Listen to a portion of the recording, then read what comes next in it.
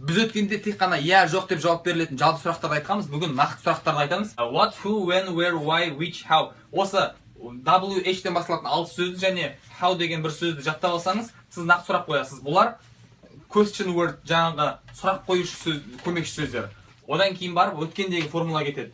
Жаңағы маме, бабені орында жүретін көмекші сөздер, немесе to be етістіктері. Одан кейін барып кәдімгі біздің өзіміз үйренген subject, verb, object деген құрылым кетеді. Міне осы біз үйренген мына сөйлемнің құрылымының алдында мына екі сөзді қойсаңыз, сіздің сөйлеміңіз кім, қайда, қашан деген нақты сұрақтарға жауап береді.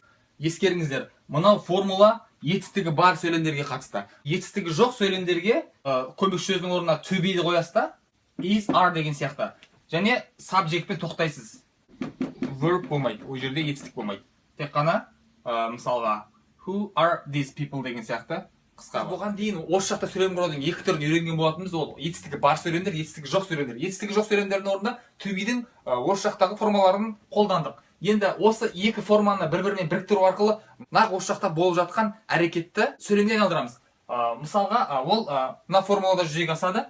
Subject, одан кейін to be-дің осы жақтағы формалары ол am, is, are. Одан кейін етістік естігіні ing деген қосымшаны жалғаймыз. Сол кезде, мысалға, I дегеніміз subject, am дегеніміз to be-дің осы жақтағы формалардың бірі, бірінші жақтағы. Одан кейін read деген етістікті аламыз да, соны ing жалғаймыз. I am reading a book. Сонда мен кітап оқып жатырмын деген сөйлем пайда болады.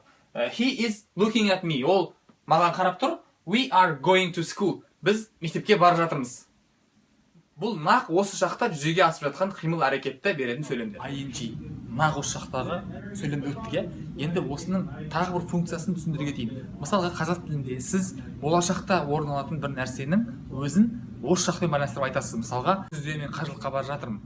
Келесі ұялып жатырмын деп айтасыз, бірақ ол әлі болған келесі шақта болайын деп тұр. Бірақ сіз оны нақ осы жақтың формасымен қолданасыз. Тура сол сияқты ағылшындарда жаңағы present continuous бар ғой, нақ осы жақтағы сөйлемнің артына келер шақтың сөздерін қойсаңыз, ол келер шақта, яғни will деп қоятын сөйлемдер бар ғой, солардың орнын алмастыра алады.